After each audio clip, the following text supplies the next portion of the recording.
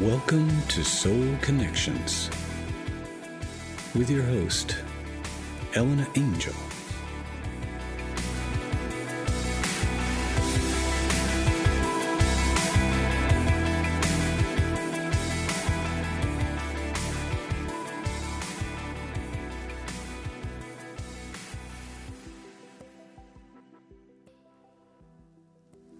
Hello, this is Elena Angel and Soul Connections, the space for soulful conversations and explorations in consciousness.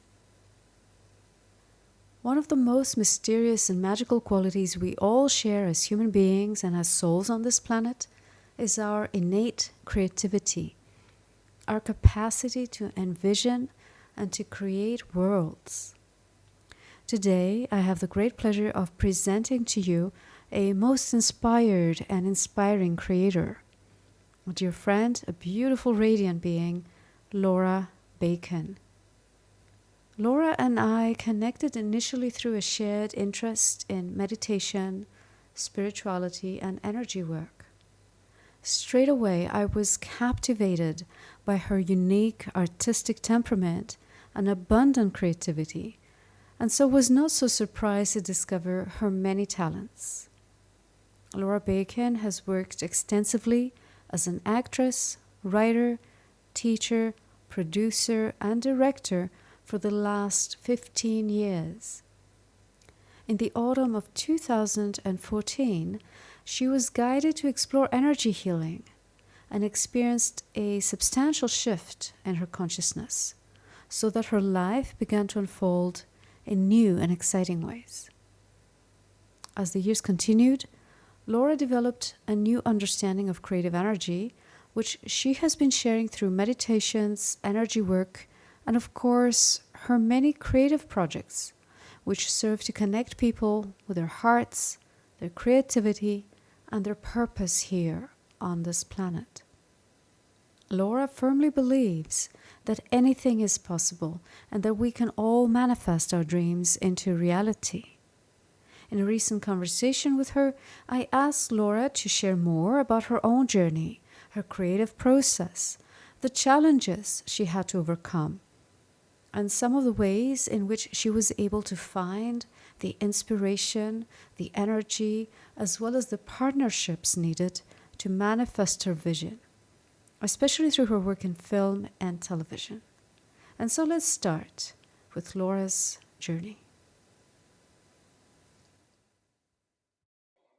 So my journey was one of kind of, I wouldn't say being in the darkness, but for 10 years, I would say I'd kind of been just going straight for acting work.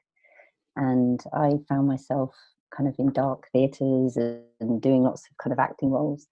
And then kind of working in TV as well, and kind of seeing the fast-paced nature of all that, and kind of feeling a little bit starved on something that was missing, something that I wanted to say, and kind of managed to kind of get this role in a TV series, and kind of was in it for about 4 or 5 years, kind of doing the same thing. And the role was very much kind of, you had to smile and be a mum. And I found myself getting really, really kind of, I'd come home and I'd be like, wow, the direction was just smile more, there's more to this. And at this sort of time, I was kind of getting clues and synchronicities from the universe starting, but I wasn't really kind of on any kind of path. But I found myself kind of going to meet an actor friend to maybe start writing something.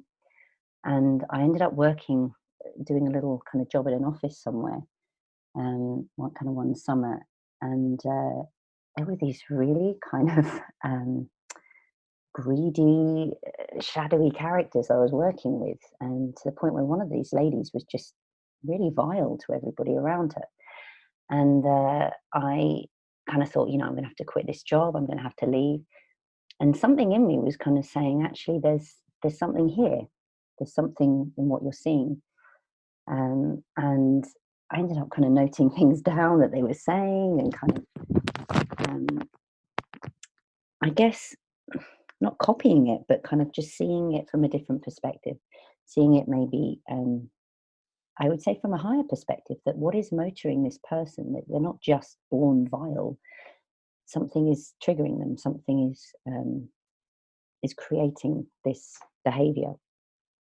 And it all kind of came out of me just playing these two-dimensional characters kind of on this TV show and getting a bit bored. So I started to write something, and I approached somebody else, and I was kind of waiting for someone to kind of come and help me, someone to show me what to do, someone to do it mainly. And the friend that I was kind of going to write with, we used to sort of turn up to do some writing, and then we'd kind of get off topic and go on to something else. And there was this sort of fear of starting. And then he ended up getting some kind of acting job. And I just sort of one night, I remember it clearly, I kind of thought to myself, or felt to myself, just write it. You know, it doesn't matter if it's absolutely terrible. Just see where you go, see where you can get to. I ended up writing this entire episode of something. And gradually, and this is where I kind of felt other elements kind of coming in, bigger elements around me. A sort of angelic thing was weaving in, and angels and demons and other things were kind of coming into my field. And I ended up writing all 7 hours worth of this TV series.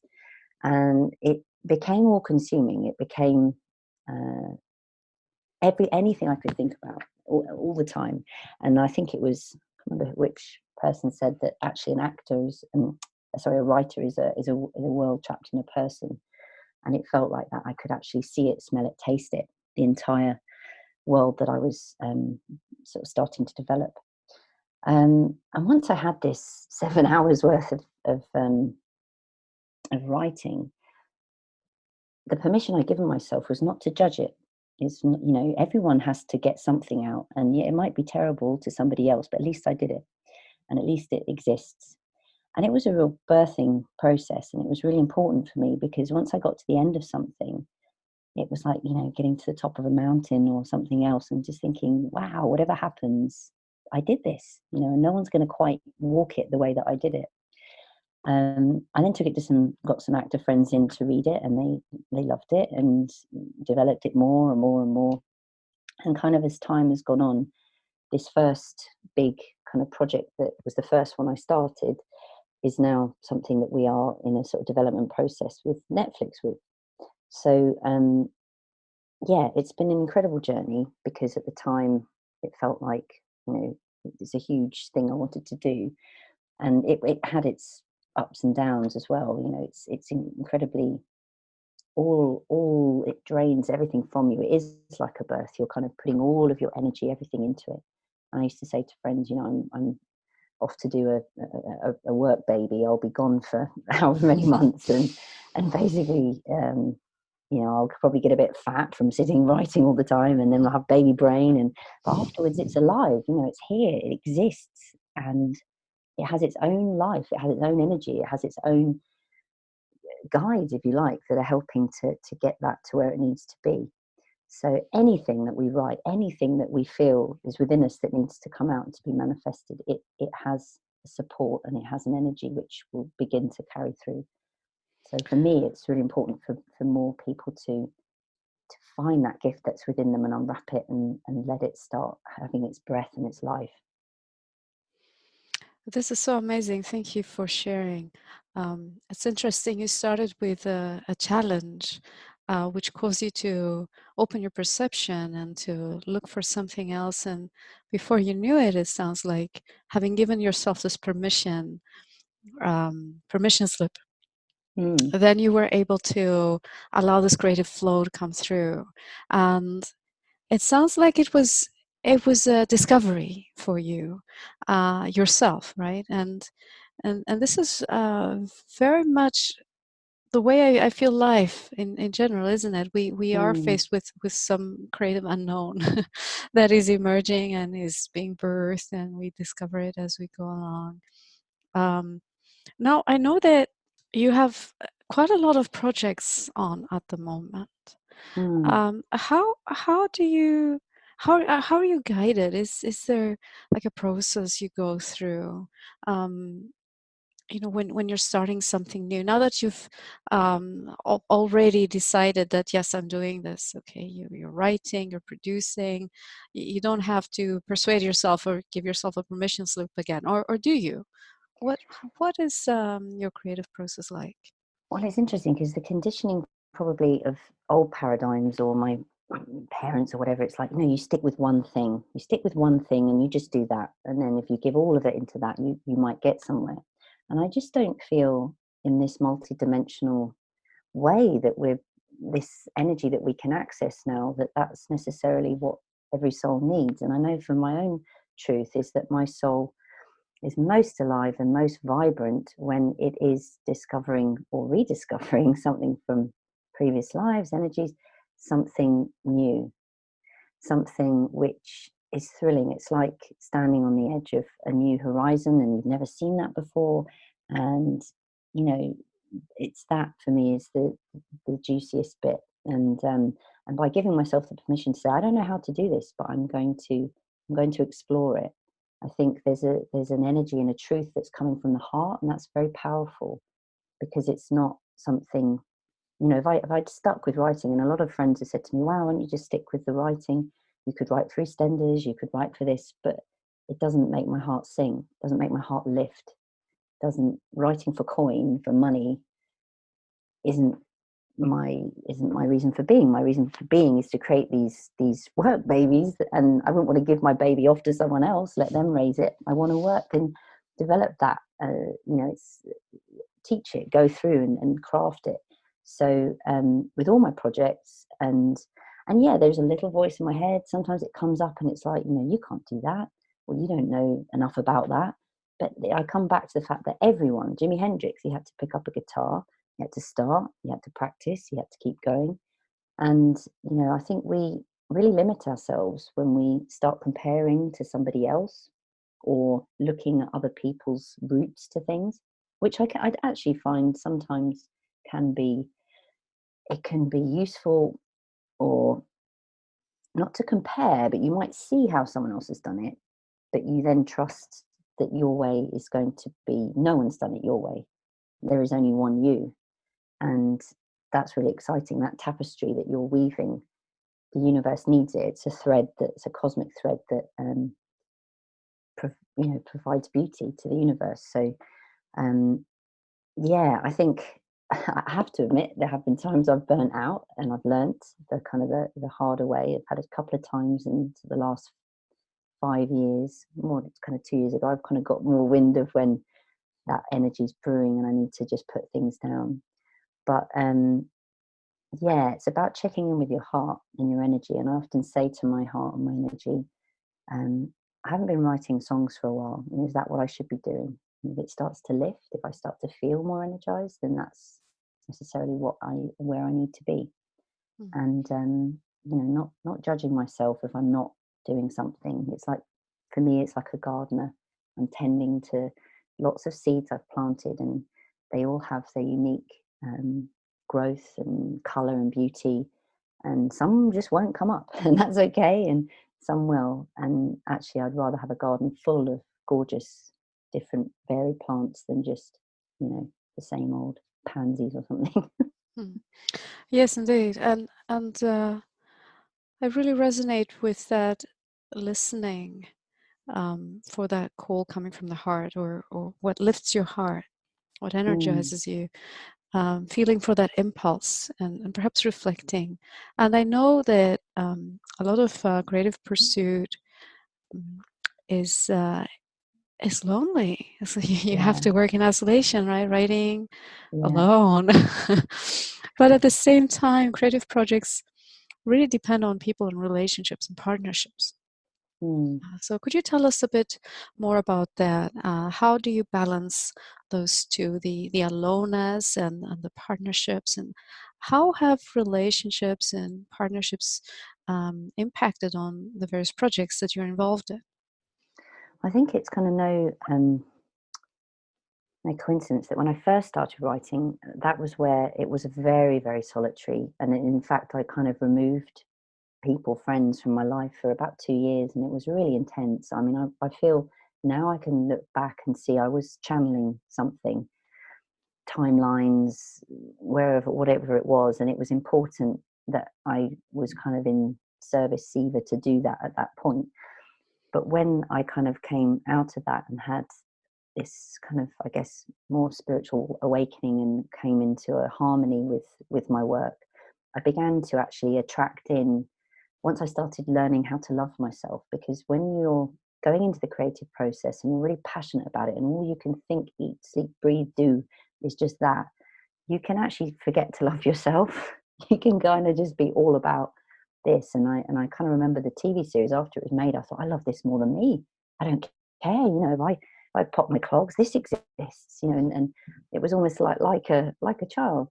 But I'd forgotten about my own health, and that, from 2 years of writing non-stop back to back, I had trapped nerves in my neck and I couldn't feel my hands. And so there was a huge healing that had to happen, actually, that was part of my growth and expansion, because being able to look back and see how little love I'd come into, there then became this renaissance of love for myself and love for the universe and love for everything around me.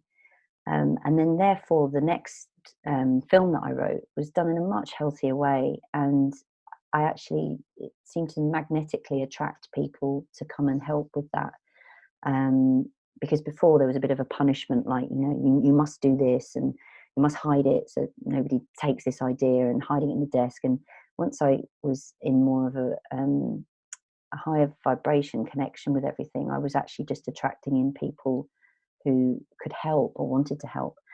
And then I set up a film company. So rather than just sitting wishing that someone would take these scripts, I actually just went out and shot my first film, and again was magnetized by great community help, kind of working. Uh, we crowdfunded, basically, and gave everybody, copies to film and things, and there was just such a lovely energy around it. And once I was connecting with meditation twice a day and working on pieces of myself that had been, a bit broken from the process of being so alone for such a long time. And then I ended up connecting with a really dear old friend who I kind of grew up with, and then we didn't see each other for years, and we sort of came back into it, seeing we were both working in film, and she loved the scripts, and she's been doing incredibly well doing post-production for kind of big companies like HBO and Paramount, and she's now come on board, and we're kind of all going together, and it doesn't feel like such a solitary lone wolf, that's kind of, I felt a bit like a slave actually before, and now I just feel much more like you know co-creating with those around me, and also the universe. I feel the ideas that are coming through, that's something that, that is possibly going to help other people in their awakening process or their creative exploration, um, helping give people that permission to kind of unlock the secret parts of them that are looking to kind of be heard again. Yes, wonderful. I'd love for you to tell us more about this first film that you mentioned. Um, I still remember that night I came to the premiere in London, Yeah. and I was just quite shaken up, to be honest. It was such an evocative film. It Mm. just really drew you in, and it was beautifully made, and the story is so powerful. Um, but I did wonder Mm. about all the darkness, and uh, I'm just wondering, did you have an intention as you were writing it about the impact it would have, or what was your um, again, the process with it, but also your intention with it, the impact on others? Yeah, I mean, this is the really incredible thing about film, when it's not being pushed by some producer or somebody that wants a particular thing. When you have, and this is why that film will always be really important for me on a personal level, because no one was telling us what to do. And so what I learned actually from the words that came out, I mean, actually, all my writing is pretty dark, actually, and yet in life, I'm a pretty light person, and uh, full of smiles and joy and love and laughter. But I think polarity is something that I'm always very interested in, because as light and as bright as you can be, there is a shadow, and often that can be spiritually bypassed by people. It can be seen as a bad thing. It can be something that we're trying to eradicate. And actually, shadow for me is it has its place. It allows our light to be, and the perception of that to to be seen. We wouldn't know one if we didn't have the other, the hot or the cold. So when I was writing, initially it was this kind of reaction to being in something where my whole direction was just smile more. Can you smile more? Can you just smile more? And there was something within me, that shine a light in the darkness of your soul. That's our kind of film company's message, is that, how we can move through this process of ascension, this process on the planet, is by really holding hands with our shadow and to explore it and to not kind of, hide it away. And so the film itself, no, I mean, from how I wrote it to actually when we turned up for the shoot, and there's months and months of prep for that, but it's incredible, because there's a magic on set and there's a magic in the room. The energy of those people making that film at that particular point in space time continuum, it's electric, and it will never be again. And I found, when we're in the kind of editing process, and you're kind of in the looking at all the rushes and all the bits, you're kind of being guided how that's going to come together, and the breath and the music and the pauses in it, certainly for me, when we really start to get messages, it's when there might be that top spin of sort of black comedy or something happening, and then we really kind of sucker punch underneath with an important message, which is maybe uncomfortable or something to see. And definitely our soundtrack was looking at creating lots of tiny weeny little sounds. It's about the five senses, that film, really. It's drawing you in to the visceralness of this young boy living in a flat, and he's a hoarder, and his family were hoarders and they died, and just looking at the human condition in that way, where what has driven somebody to get to this point. And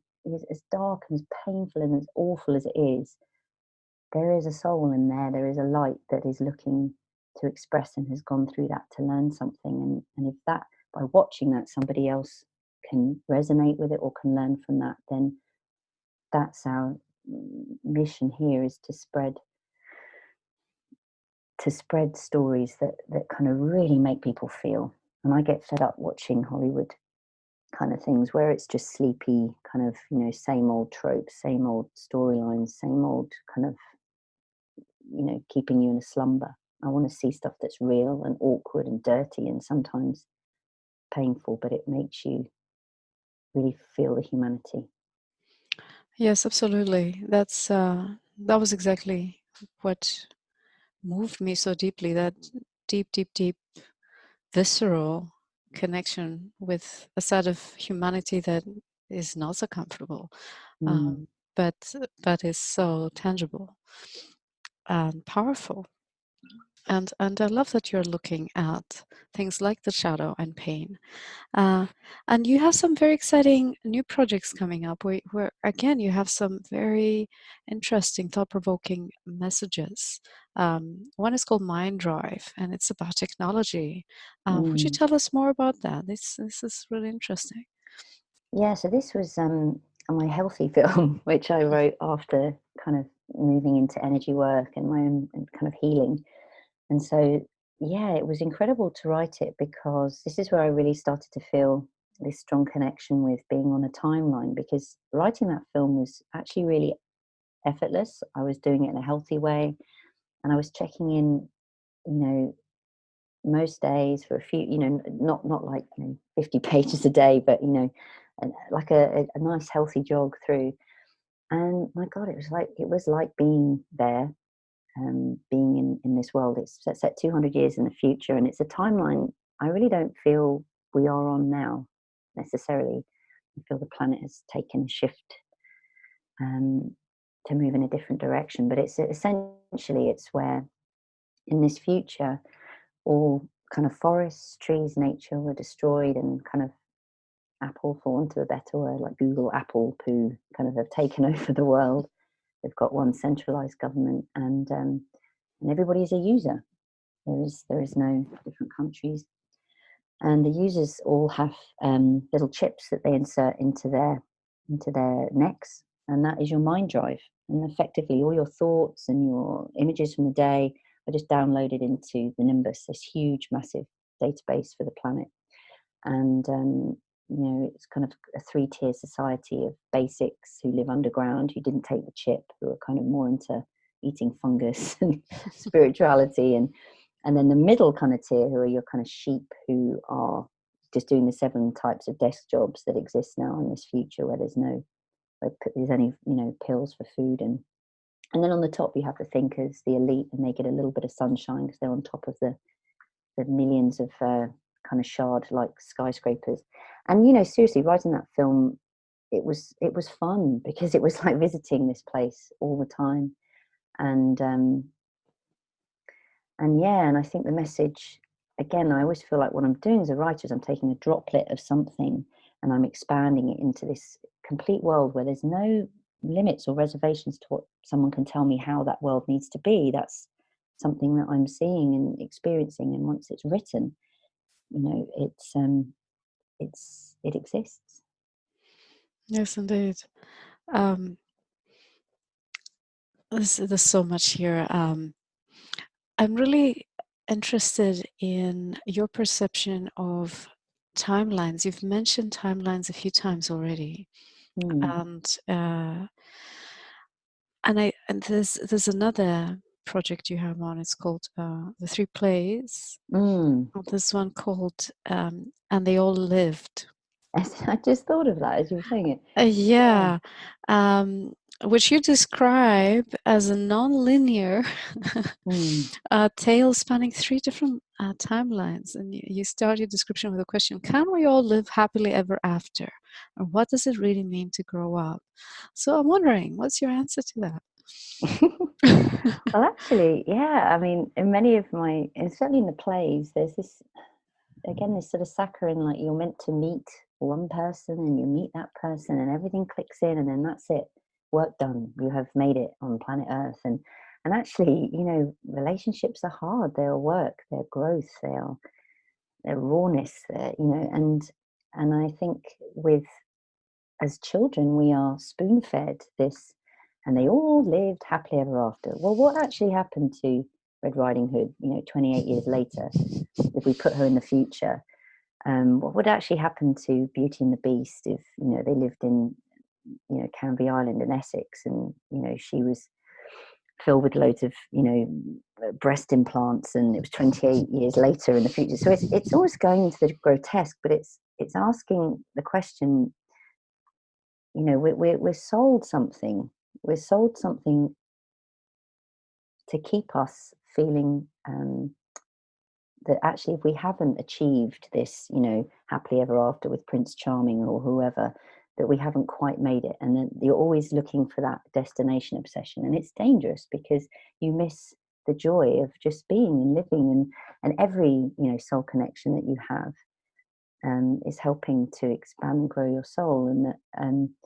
And through my writing, it's not overt necessarily, but it is helping people to kind of look at what has been set out for us and maybe how we can find our truth out of that. Now, I'm very interested in your work with youth. You are running youth workshops, working with children, young people who are interested in becoming involved in filmmaking. Tell us a bit more about that. Yeah, it's actually incredibly important for me because with my own journey, I've sort of found with making a film, of course, it was like, well, I've never done this before. But actually, to actually just create your own storyboard or to write something, create a storyboard, get your shot list, start putting things together. You know, many of us can do it. The technology is here now, and yeah, it saddens me sometimes when it's in the industry that sometimes it's, you know, if you had the money to go to this school, or you had, you know, the connection through family already doing it or something like that. So um, certainly in my own journey, I didn't really know anybody doing it. I was acting in things, but I picked up and learned from watching other people and thinking, hang on a minute, I could do a bit better than this. I maybe need to step up and put my money where my mouth is. But with children now, I think, I mean, in terms of technology, they're growing in an age that we didn't grow up in when we were younger. It was much more kind of sitting, waiting. And I want to help more children be proactive with these tools, not just sitting, you know, rotting their brains and through games and things, but actually, you know, to start enjoying and seeing the world through the beauty of photography and film, and allowing their unique message, their unique voice to be heard, and these planting seeds in young people, it's incredibly important to my mission. I've been teaching on and off for like 15 years now, and I always find myself going into schools and saying, you know, if I can do it, you can do it, you know, and what is it that would make your heart lift? What if money wasn't a problem? What would you be doing? And just getting them to come out of the box, or whatever the you know, I'm, oh no, I'm not an A, or I'm not a B, you know, I'm a D, I'm not very good, or, you know, just breaking all of that horrible uh, structural school system thing out from them, and saying, look, anything is possible because you have the tools. And the young people's we're calling Young Filmmakers Academy, and we're getting, we had last year 18 children who came, and in 1 week um, they wrote their scripts, they storyboarded, they found all the costumes, found the set, they shot it, and then we edited it, and they got their own copy of their own DVD by the end of the week.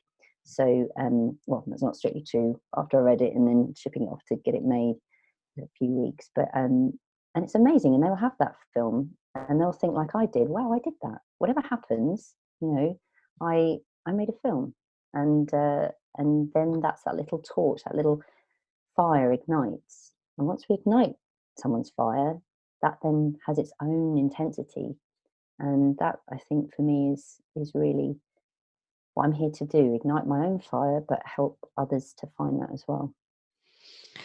Yes, and absolutely, you are the living embodiment of you can do anything, I would say.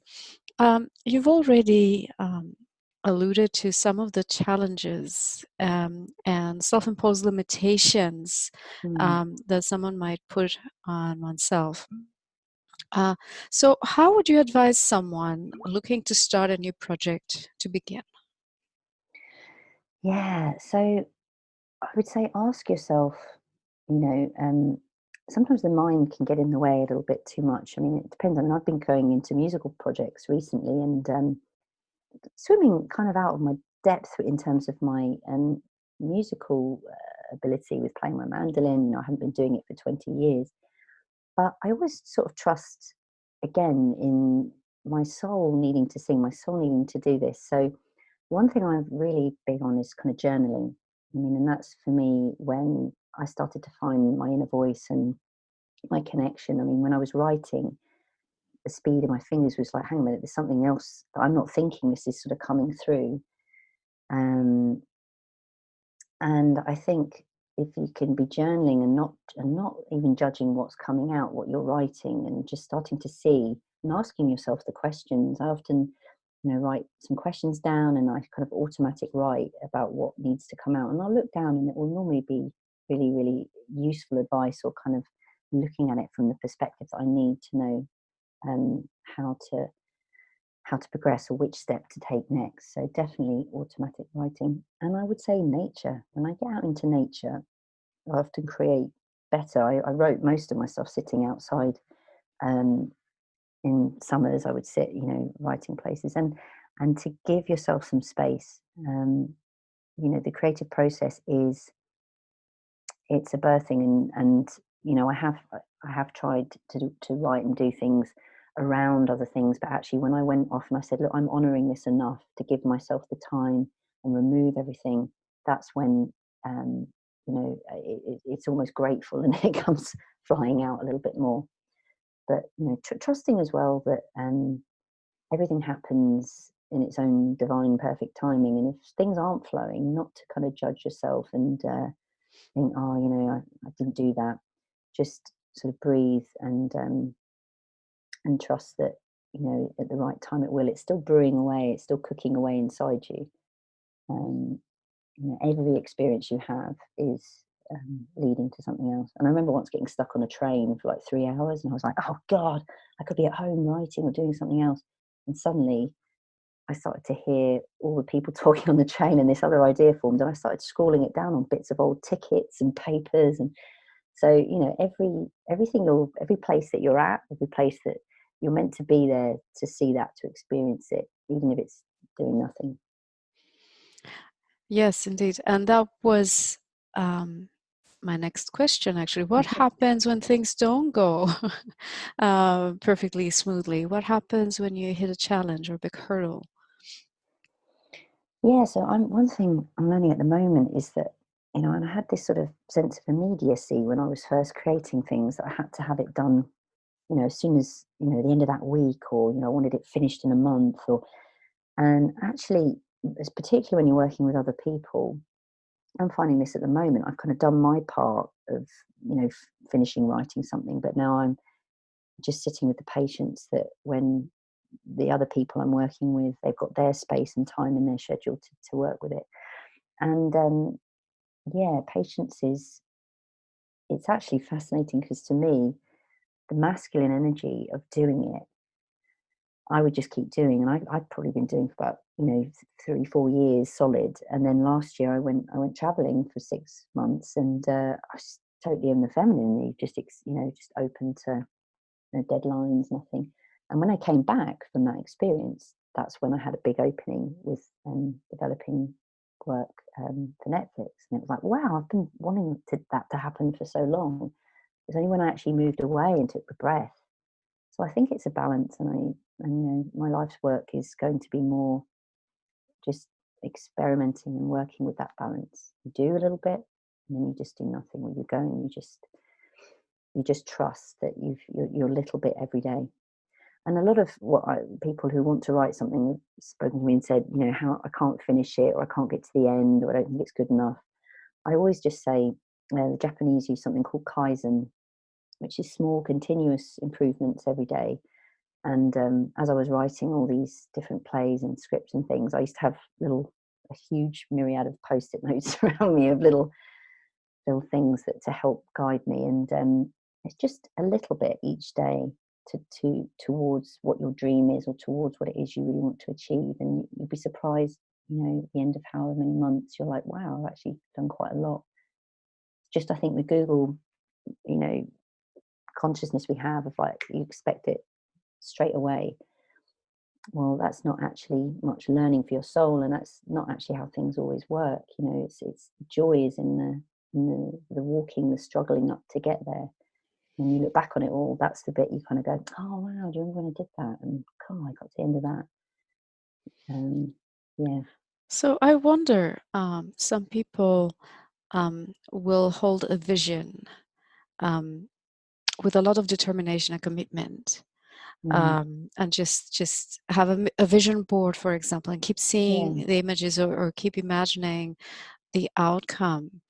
Um, but I'm wondering, it sounds like you're kind of more open to the final manifestation, but you're more committed to the daily steps in that direction. Is that right? Or how would you relate with a vision? Well, I guess, yeah, because it is daily steps, but then you can get a bit too much into the doing, and you do have to have your breath time, your in and out breath, and just like, okay, I'm not doing that anymore for a little bit, and trusting that. And one thing that I keep being shown with manifesting, and I've been working for about probably the last 3 years, around about moon times, actually, I write down something that I want in a kind of and put a circle around it on a piece of paper. And I might chant it a few times, and then I just sort of trust that the how is what used to bring me a lot of suffering. Like, how is that going to happen? How am I going to get that? Is it going to be this person? It's none of my business, actually. My heart, shows me what I'd actually like, and then the universe is going to provide all the colors and the beautiful picture of that. I just have to sort of blindfolded hold up my arm and start painting, kind of thing. But yeah, I think it's yeah, definitely I use switch words, actually, where I say together, find, count, divine, and I kind of write in what I wanted, and I would say, yeah, out of about 12 now, there's about 10 that have all happened, down to some of the last little detail. I also kind of really connect with my heart. Again, I think the heart is such a powerful energetic force, and I kind of shine that energy up into my third eye, and I see it like a kind of projector, yeah, out into the universe. And often I'm very visual in kind of my own energy healing work. I see kind of visuals for people when I'm giving energy healing, and I see that in my writing when I'm writing things. And so I think really getting down to what it will feel like, and the smells and the senses and the five senses are definitely important to me with all the work that I do. Once you can really feel like you're there and that's happening, it's just knowing that that's going to come, and trusting it will come in a way that you can't write it as amazingly as the universe will. You just have to let it go like a beautiful bird. Feel it, really love it, and let it go. So beautiful. So where can people find out more about you and your work? So we have a website. It's www.imaginefilms.co.uk. You can buy a copy of our film, Hesperides, which is this kind of incredible, looking at the polarity and the chaos of the world, all housed inside this young hoarder's flat, and someone coming in to clean the flat, and just these two kind of opposing worlds coming together, the light and the dark.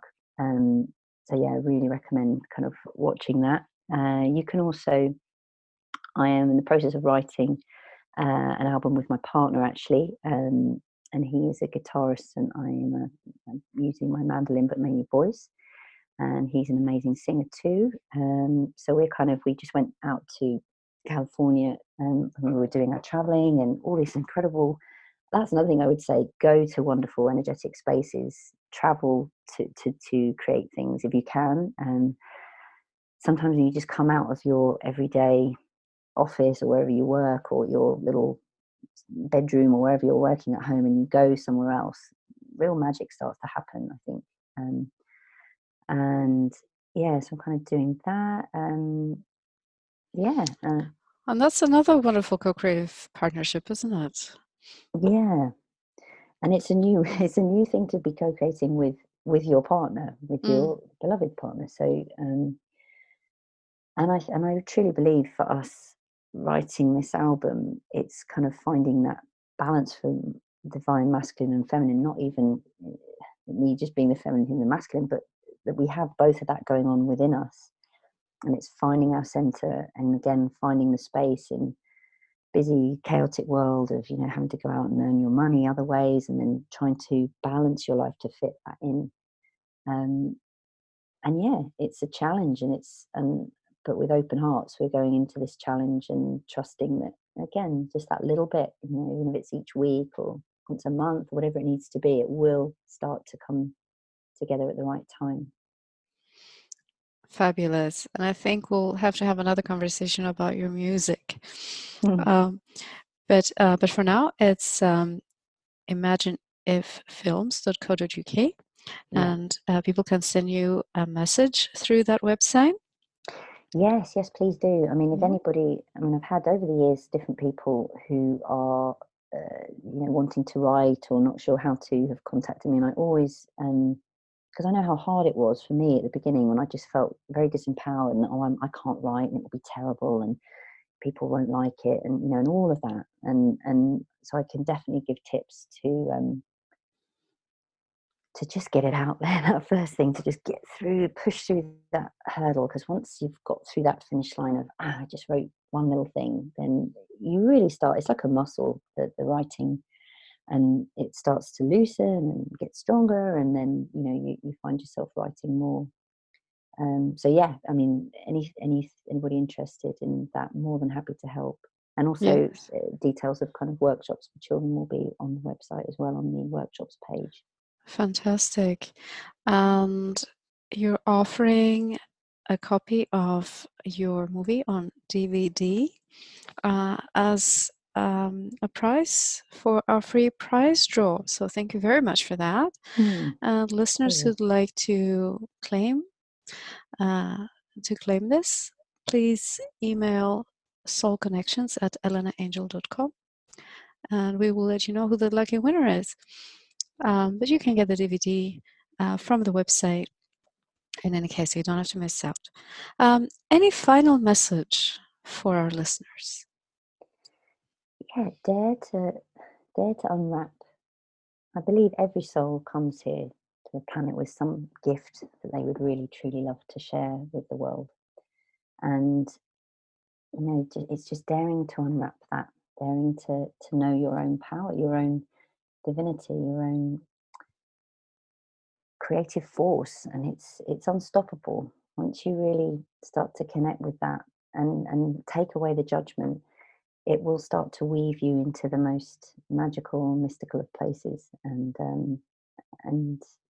the fulfillment that comes from that. It's I'm not a parent, but I guess it's that you're leaving a legacy of something which can hopefully help or plant more seeds for other people to learn and to feel something and to move and expand. So unwrap it, and don't care what anyone says. And yes, it's tough having to earn money and stay in this system and keep a foot in that, but you can also have another foot flying up in the air, kind of, dancing and moving the way it wants to.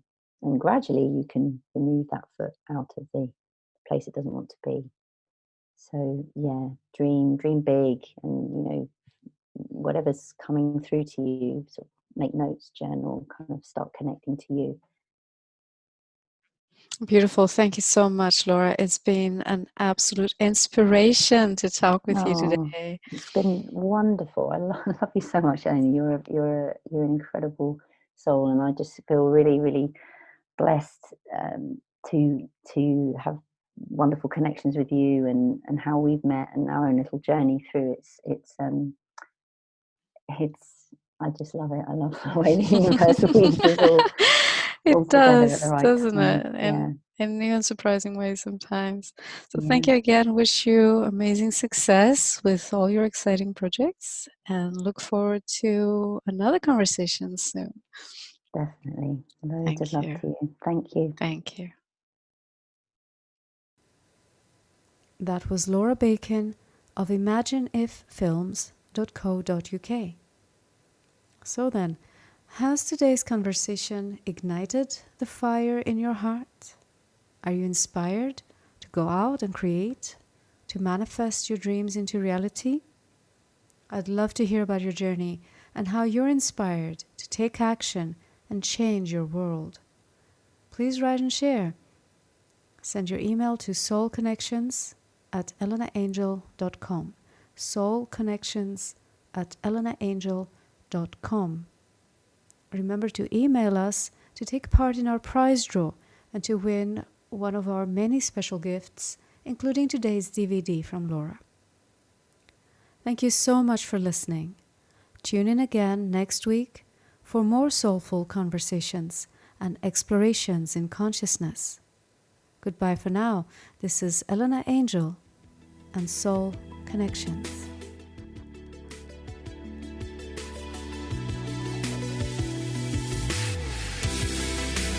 Thanks for tuning in to tonight's broadcast. We hope you enjoyed the show and look forward to you being with us for the next edition of Soul Connections, where you can always find soulful topics and inspiring guests. To find out more about Elena, her work, and how to get in touch, just go to www.elenaangel.com. From all of us to all of you, Blessings from Soul Connections.